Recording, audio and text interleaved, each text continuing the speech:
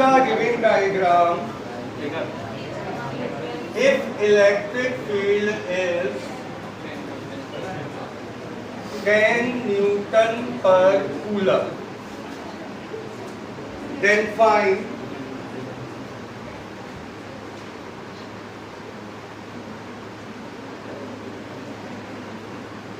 VB minus VC and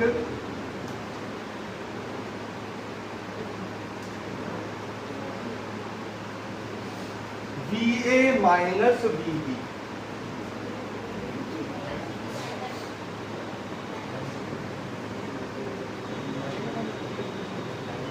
दो चीजें पता करनी है, VB माइनस VC और VA माइनस VB।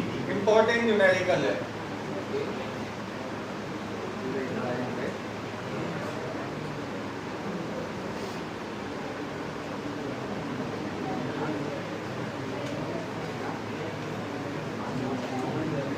ये रही इलेक्ट्रिक फील्ड। इस इलेक्ट्रिक फील्ड में एक इक्विलेटरल ट्रायंगल है।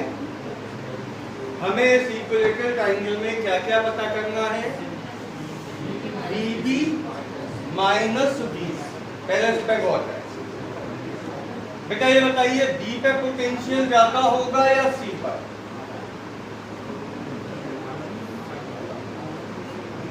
कॉन्सेप्ट सुन लीजिए।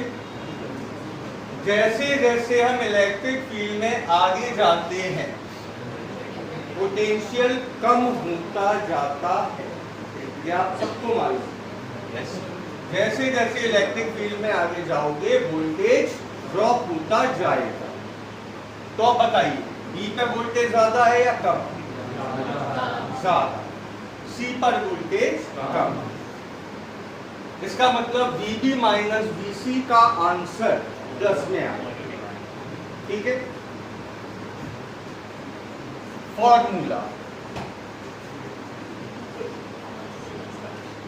फॉर्मूला क्या होता है? ER cos थीटा, जहां R होता है distance between points. Theta is the angle between E and R। E क्या है? और जब R को वेक्टर फॉर्म में लोगे तो इसे क्या कहोगे? Position vector. तो angle between E and R, theta is the angle between E and R। अब आराम से बताइए, E कितना है? 10।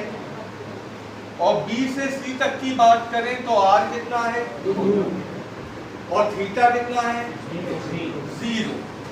क्यों है 0? देखो, ये है डिस्प्लेसमेंट B से C तक। तो और यही क्या है? Electric field. तो E, ये रहा E का है, ये रहा R का है। दोनों के बीच में एंगल कितना है? 0। लगा दीजिए फॉर्मूला।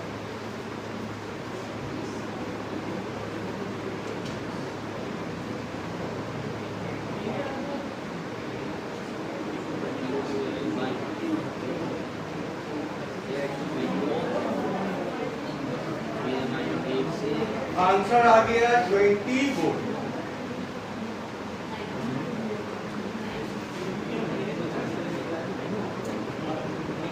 अब आराम से सोचकर बताइए, VA माइनस VB का आंसर प्लस में आएगा या माइनस में?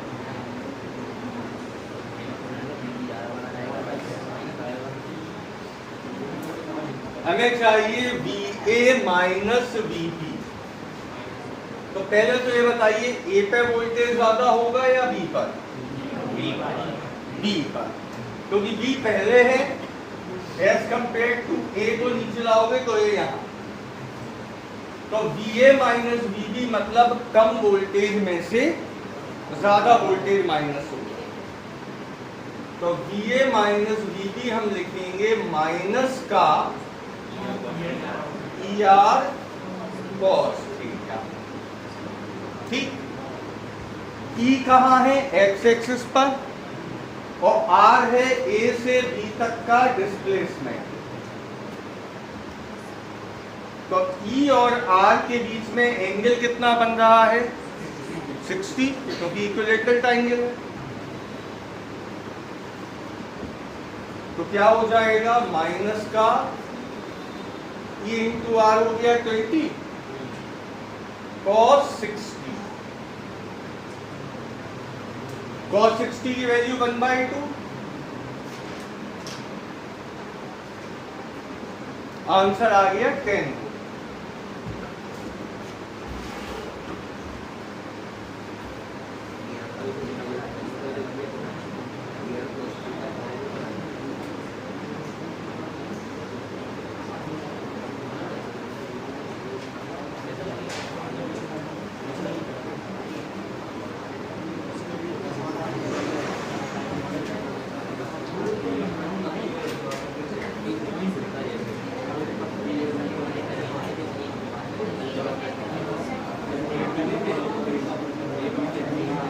नेक्स्ट, ये समझ में आ गया। ऐसे क्वेश्चन बुकलेट में भी हैं, 3 क्वेश्चन बुकलेट में भी कंटिन्यूअस दिए हुए हैं, जिनमें आपको VA माइनस BB या VB माइनस BC निकालना। Next, in hydrogen atom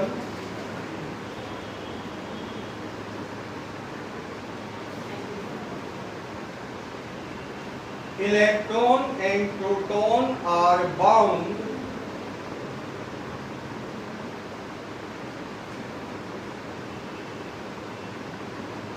at a distance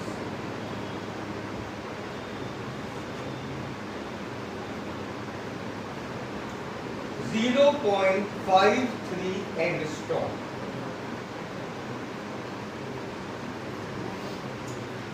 Find potential energy of the system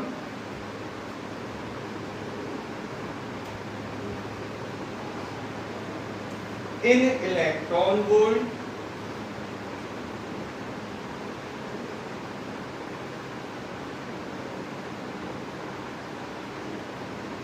taking the zero potential energy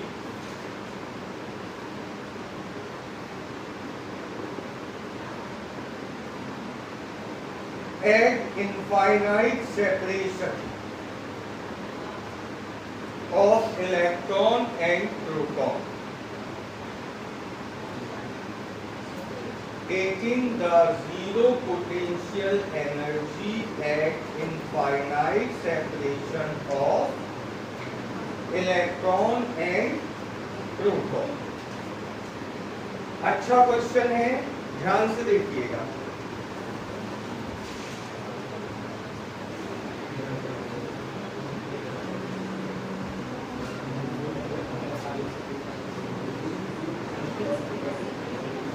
देखिए बेटा,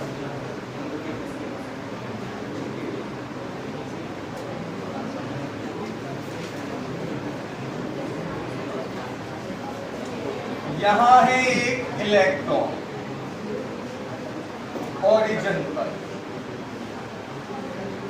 इलेक्ट्रॉन का मतलब चार्ज कितना हो गया, माइनस का 1.6 into 10 to the power -19 electron. Initially proton कहाँ है,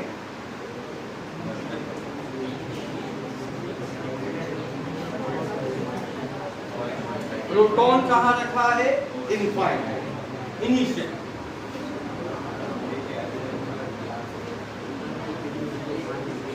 तो Q2 हो गया प्लस का 1.6 into 10 to the power -19 coulomb. इस समय सिस्टम की पोटेंशियल एनर्जी आपको क्या गिवन है,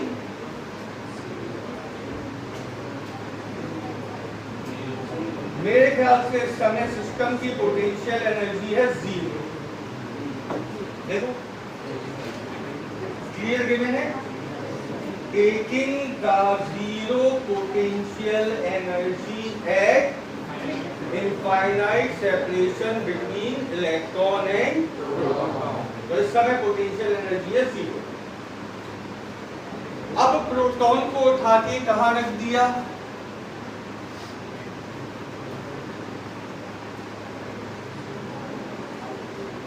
कितने सेपरेशन पे? 0 पॉइंट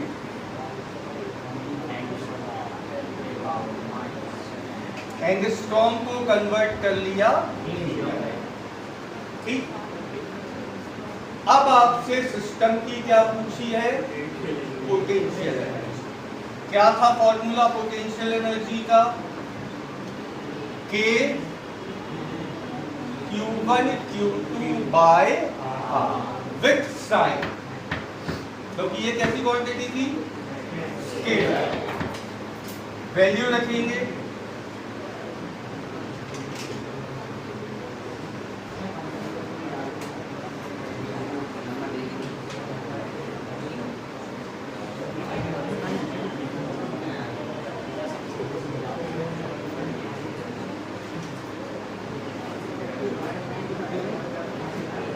ये बताइए जब हम वैल्यू रखेंगे तो इससे आंसर काय में आएगा? इलेक्ट्रॉन वोल्ट में या जूल में? जूल में। उस जूल को हमें कन्वर्ट करना होगा किसमें? Electron volt. इससे आंसर हमारा काय में आएगा? जबकि आपसे पूछा है इलेक्ट्रॉन वोल्ट। क्या करते हैं जूल को इलेक्ट्रॉन वोल्ट में कन्वर्ट करने के लिए? बेटा 1 इलेक्ट्रॉन वोल्ट इक्वल क्या होता है? यही होता है। तो जब इलेक्ट्रॉन वोल्ट को हटाना हो तो इतने से मल्टीप्लाई, और जब लाना हो तो इतने से डिवाइड। ठीक है, तो अगली लाइन में या ऐसी लाइन में आप चाहें तो डिवाइड कर।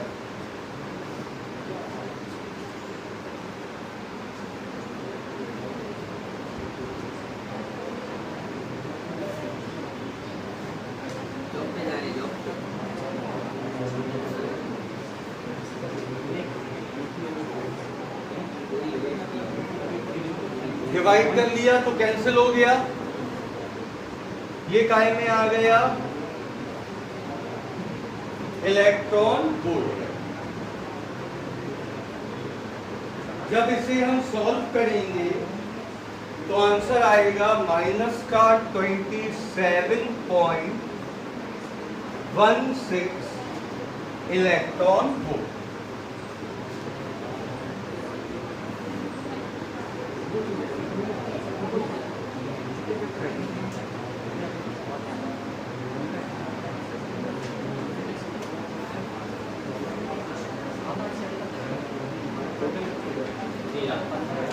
ये पार्ट तो सिंपल था।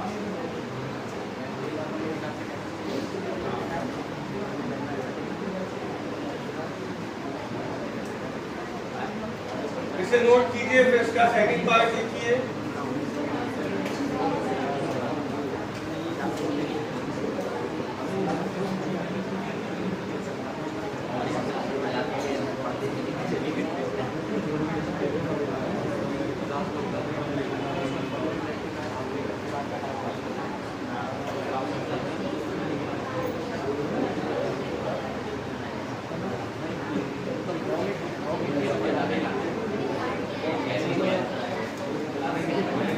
What will be the answer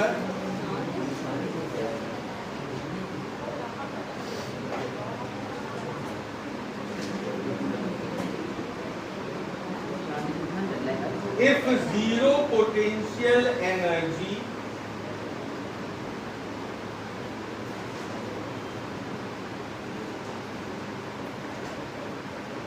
is taken at 1.06 angstrom separation? What will be the answer if zero potential energy is taken at 1.06 angstrom separation? अब इसका मतलब सर, अभी जीरो पोटेंशियल एनर्जी हमने कहाँ ली थी? इनफाइनाइट। तो तो उसे हमने कैलकुलेशन में नहीं लिया। क्यों नहीं लिया था? अगर हम पहली पोटेंशियल एनर्जी निकालें, पहली, तो कहाँ निकालोगे? इनफाइनाइट तक। वो कितनी आई? के Q1 Q2 अपॉन इनफाइनाइट का स्क्वायर। इनफाइनाइट का स्क्वायर करोगे 0 हो जाएगा। ठीक। अब आपसे क्या कहा गया सेकंड पार्ट में कि इलेक्ट्रॉन और प्रोटॉन पहले कितने सेपरेशन पे हैं? 0.53 है। इसके बाद जीरो पोटेंशियल एनर्जी का कॉन्सेप्ट कितने सेपरेशन पे लिया गया? यहां कहीं आएगा सेपरेशन 1.06 एंगस्ट्रॉम।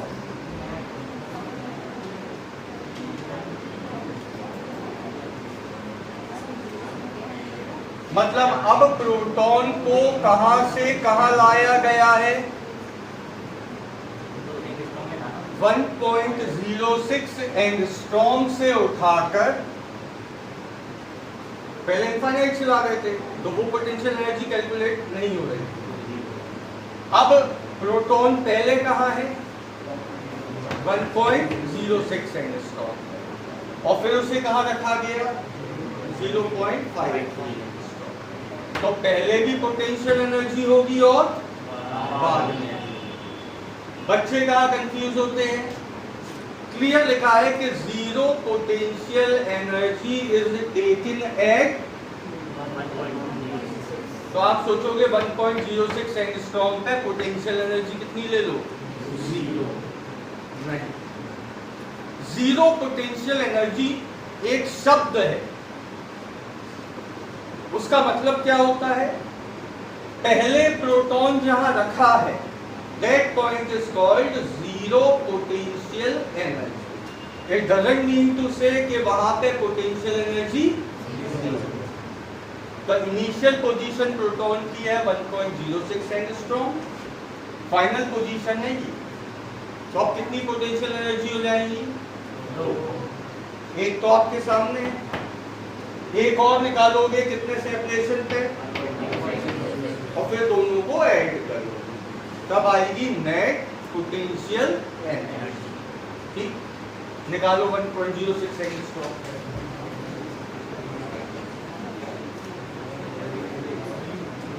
ऐड नहीं करेंगे, सॉरी सब्ट्रैक्ट करेंगे।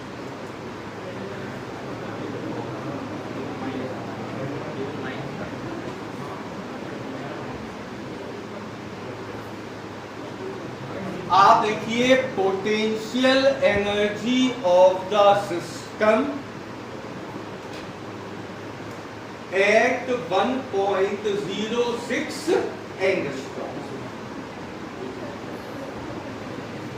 Potential energy of the system eight 1.06 angstrom.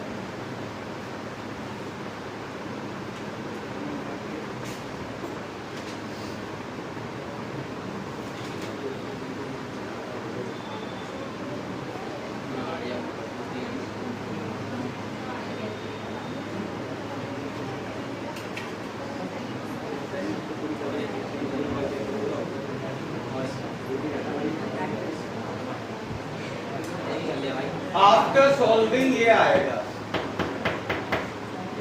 13.58 electron.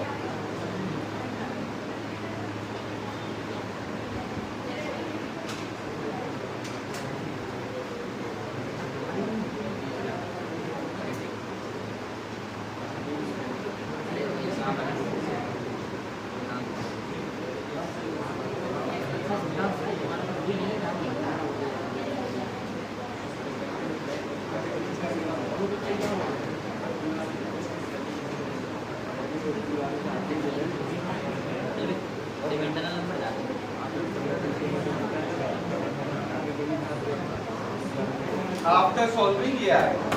तो ये कौन सी हुई? Initial potential energy. अब आप क्या निकालेंगे? Potential energy at a separation of 0.53 angstrom. Same I कितना? माइनस का 27.16 इलेक्ट्रॉन को लिख लीजिए। Now potential energy of the system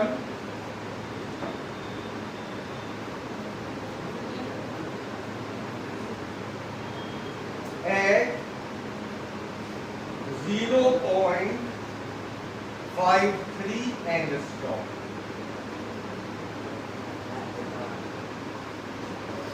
equal minus 27.16 electron volt. Thus,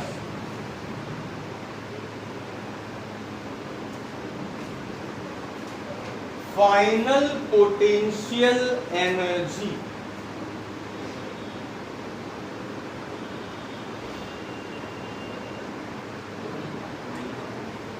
equal minus का 13.58 माइनस का 27.16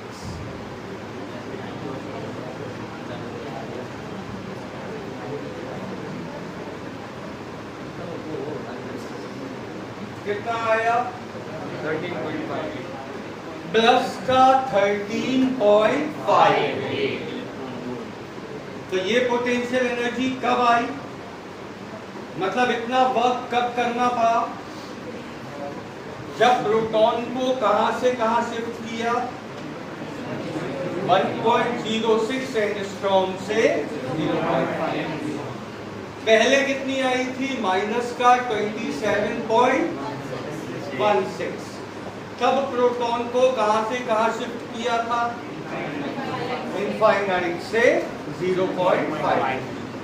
ये क्लियर? नेक्स्ट पार्ट, इसी का next part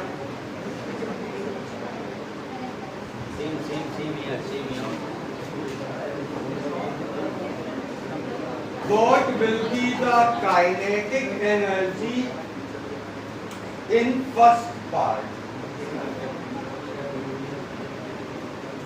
What will be the kinetic energy in first part? आप में से कोई बताएगा काइनेटिक एनर्जी और पोटेंशियल एनर्जी में क्या रिलेशन होता था? हाँ, देखो ये मैंने सिखाया था आपको बोर्स मॉडल, ध्यान से देखना। अंदर क्या होता था? न्यूक्लियस, और ऑर्बिट में क्या होते थे? इलेक्ट्रॉन। तो ये भी प्रोटॉन और इलेक्ट्रॉन ही है। हाइड्रोजन की बात करें तो बोर्स मॉडल में हमने सीखा था कि काइनेटिक एनर्जी जो होती है दैट इज माइनस का हाफ ऑफ,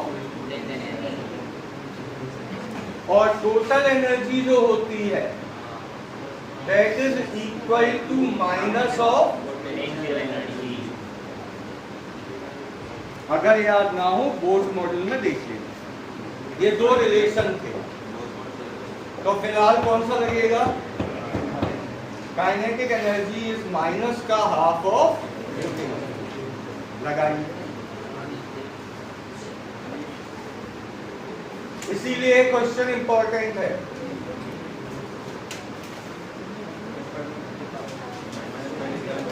माइनस का 27.1,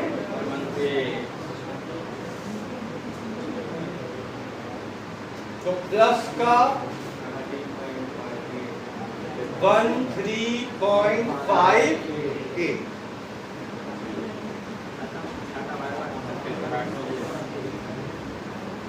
प्लस का 13.58।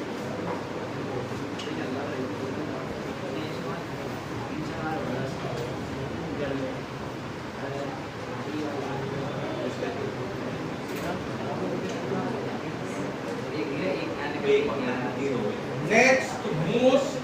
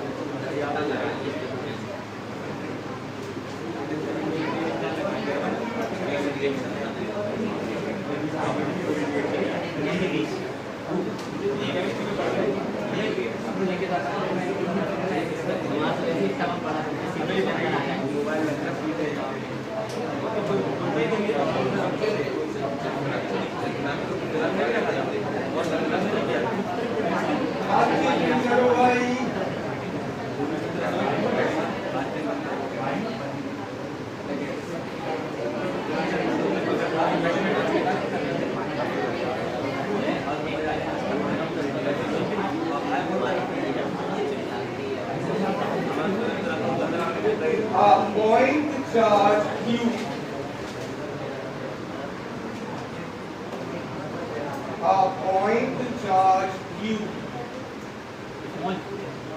small q is fixed at origin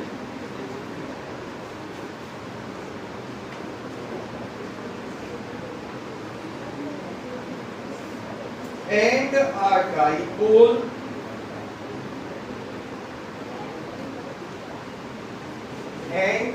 dipole of dipole moment P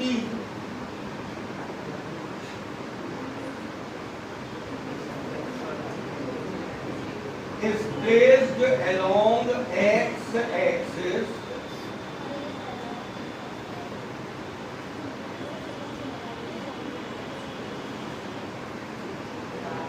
along positive direction.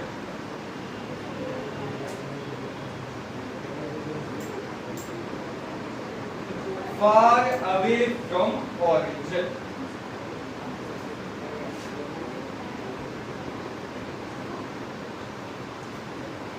Find kinetic energy of dipole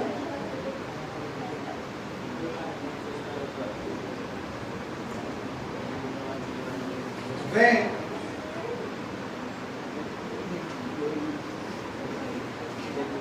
it reaches at a distance d.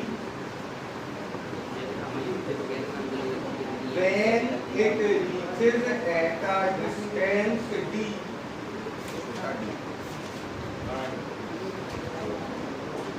from the origin.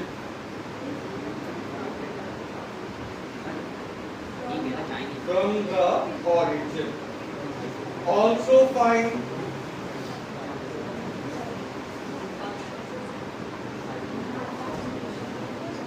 force experienced by the charge Q. Force experienced by the charge small q at origin.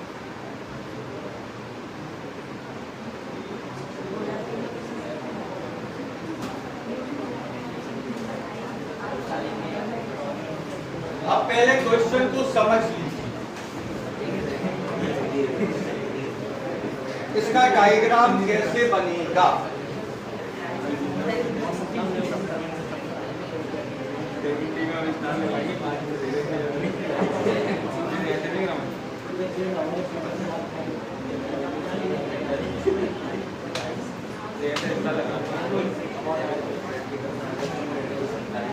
देखिए बेटा, सबसे पहली चीज आपसे क्या कही गई?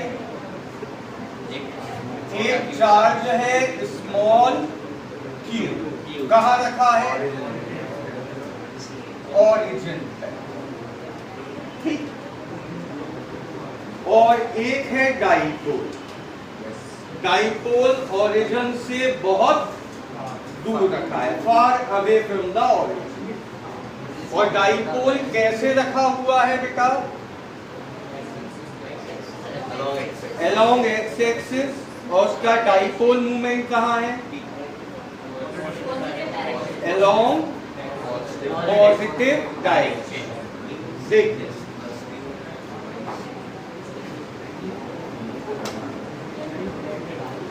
Far away का मतलब हो गया इनफाइनाइट। पहले डाइपोल को कहाँ रखा गया? एक अननोन डिस्टेंस पर, फार अवे। इसका मतलब कहाँ रखा गया? इनफाइनाइट पे उस डाइपोल की पोटेंशियल एनर्जी क्या होगी? जीरो। फिर उस डाइपोल को उठाकर कहां रख दिया गया? कितनी डिस्टेंस पर? D distance. तो देखना जरा, ये हमने बनाया एक डाइपोल, माइनस क्यू प्लस ए, ये है डाइपोल का मिड पॉइंट। डिस्टेंस हमेशा मिड पॉइंट से नापी जाती है। कितनी दूर रख दिया? डी। ठीक है, आपको क्या निकालनी है? इस डाइपोल की काइनेटिक एनर्जी। क्या डाइपोल में कोई काइनेटिक एनर्जी होती है? नहीं है। डाइपोल में आपने पढ़ा है potential energy U equal minus का पीई कॉस थीटा। डाइपोल की पोटेंशियल एनर्जी होती है माइनस का पीई कॉस थीटा, जहां थीटा होता है angle between P and E। यही पढ़ा है। पहले डाइपोल कहां था? इनफाइनाइट। तो उसकी पोटेंशियल एनर्जी क्या थी? 0। अब कहां ले आए आप? छोटे डी डिस्टेंस। तो पोटेंशियल एनर्जी क्या होगी? माइनस का पीई कॉस थीटा। तो जो भी पोटेंशियल एनर्जी में चेंज हुआ according to energy conservation law, kinetic energy will equal to the change in potential energy. पहले 0 थी, ज्यादा थी, अब माइनस में आएगी, तो अब कम हो गई। मतलब increase in kinetic energy equal decrease in potential. अभी इसका कोई रोल नहीं है। इसका क्या रोल है अभी बताऊंगा। अभी हम केवल किस पर फोकस कर रहे हैं? डाइपोल। पहले कहां था? इनफाइनाइट। पोटेंशियल एनर्जी कितनी थी? 0। अब कहां आ गया? डी डिस्टेंस का। तो अब पोटेंशियल एनर्जी होगी माइनस का ई कॉस थीटा। तो पहले हम बात कर ले पी। इनफाइनाइट पे हो चाहे यहां आ जाए, पी में कोई फर्क आएगा नहीं। क्यू इंटू 2 वही रहेगा। क्वेश्चन में आपको पी गिवन है, तो आपका आंसर पी में आएगा। इसे ब्रेक करने की जरूरत नहीं है। अब आ जाओ ई पर। जब इनफाइनाइट पे थे तो ई 0 था। ई कौन डेवलप कर रहा है? इलेक्ट्रिक फील्ड कौन डेवलप कर रहा है?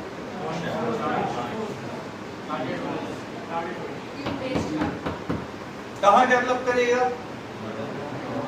Along positive x axis. और पीवी कहां गिवन है आपको? Along positive x. तो थीटा कितना होगा? 0 होगा। तो नई पोटेंशियल एनर्जी क्या आएगी? माइनस का पीवी। तो चेंज इन पोटेंशियल एनर्जी क्या होगा? 0 माइनस माइनस का पी। तो आंसर आएगा प्लस का पी। यहां तक आपकी समझ में है? पहले देखो, infinite potential energy of dipole at infinite is 0।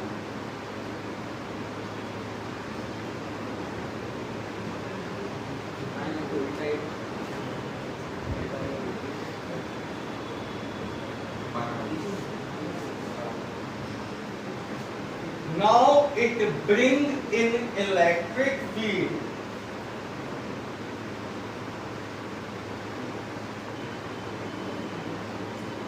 Now it bring in electric field developed by source charge at origin.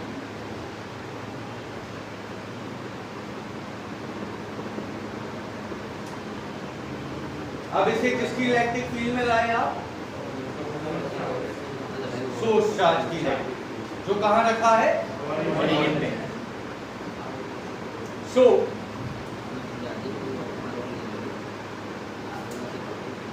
Now potential energy is minus PE cos theta. Now potential energy is minus PE cos theta. P vector and E vector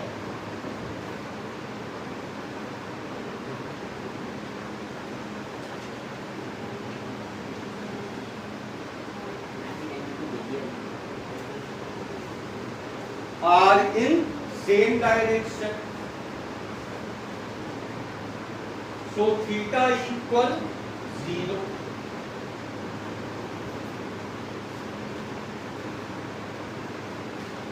Hence,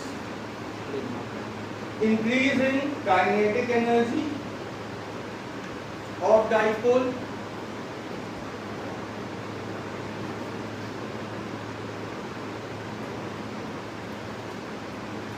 equal decrease in potential energy of dipole.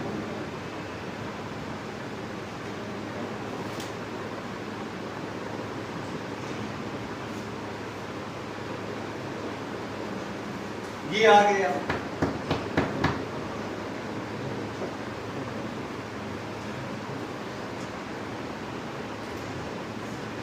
क्या ये अपना answer हो गया? Question में अपन को ई given था क्या? ई तो गिवन था, ई नहीं था। क्या गिवन था? क्यू और डी।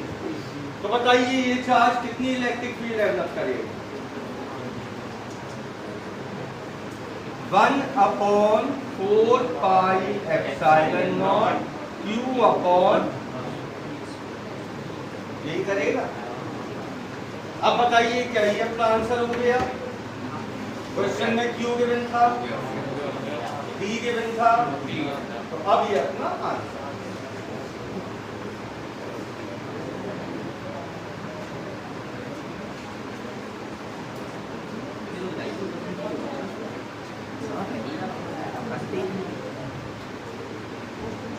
अब आइए सेकंड पार्ट।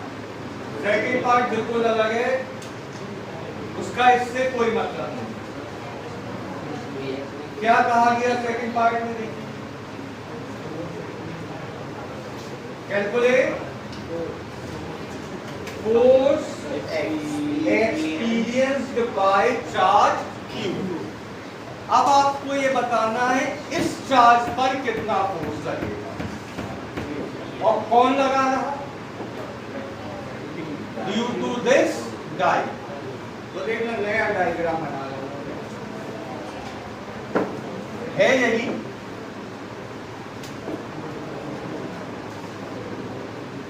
अब कहानी क्या है? ये रहा चार्ज,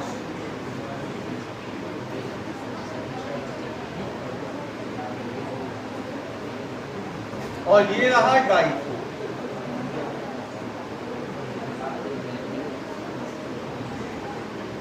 ये बताइए ये डाइपोल इस पॉइंट Q पर कितनी इलेक्ट्रिक फील्ड डेवलप करेगा?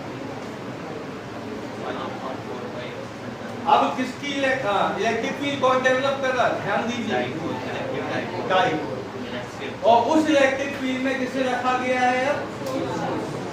समझ में आती बात? अभी तक कौन इलेक्ट्रिक फील्ड डेवलप कर रहा था? चार्ज। उसमें किसे रखा था? अब आपसे पूछा गया इस चार्ज पर ये डाइपोल कितना फोर्स लगाए। तो अब ये चार्ज किसकी इलेक्ट्रिक फील्ड में रख गया? डाइपोल। डाइपोल एक्सियल पोजीशन में कितनी इलेक्ट्रिक फील्ड देता है? 1/4 pi epsilon not 2p upon r3। इतनी इलेक्ट्रिक फील्ड किसने डेवलप करी? डाइपोल। और उसमें कौन रखा हुआ है? तो चार्ज पर फोर्स क्या लगेगा? जब कोई चार्ज इलेक्ट्रिक फील्ड में रखा हो तो उस पर फोर्स क्या लगता है? F equal E। अब किसने डेवलप की है? ध्यान से देखिएगा, डाइपोल की इलेक्ट्रिक फील्ड होती है 1/4 pi epsilon not 2p upon distance का Q। समझ में आ रही बात? तो पहले लिख लीजिए अब व्हाट्सएप लैंग्वेज में लिखिए, in this part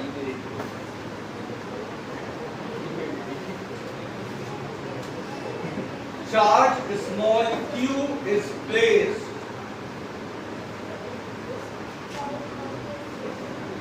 in this part, charge small q is placed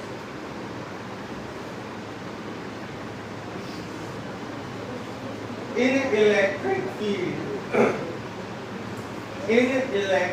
field developed by the dipole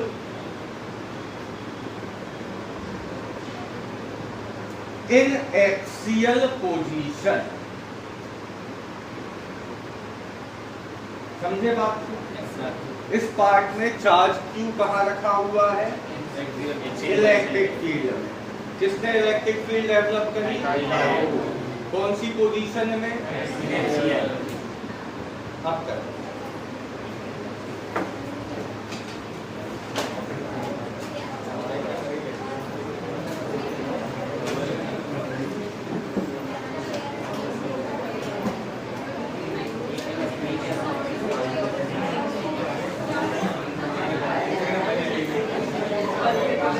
एक क्वेश्चन और लिखिए,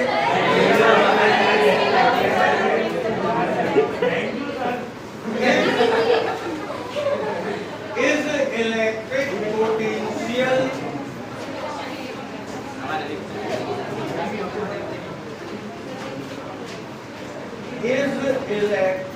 पोटेंशियल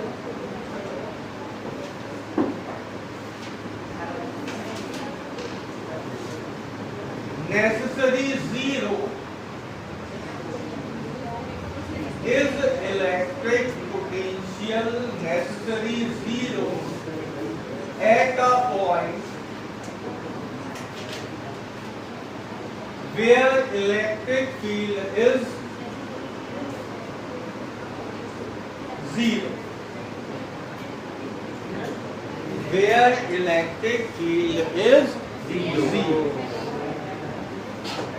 मतलब क्या ये जरूरी है कि जहां इलेक्ट्रिक फील्ड जीरो हो वहां वोल्टेज भी zero?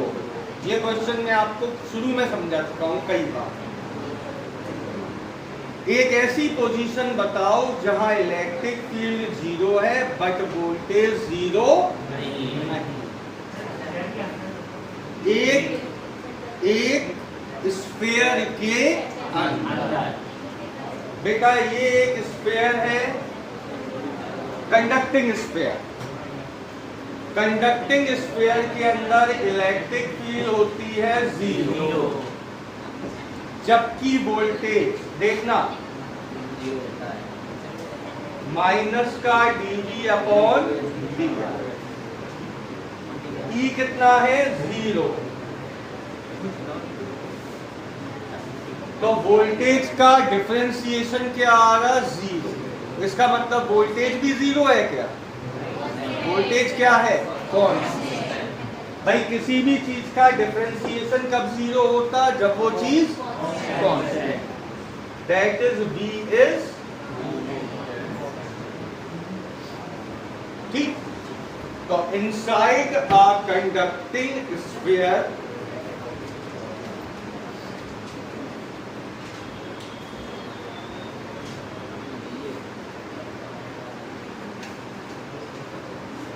electric field is zero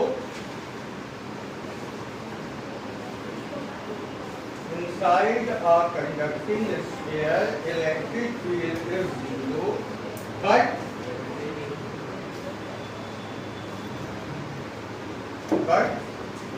potential is non-zero। वजह आपके सामने, चाहे तो आप इसको भी लिख सकते हैं।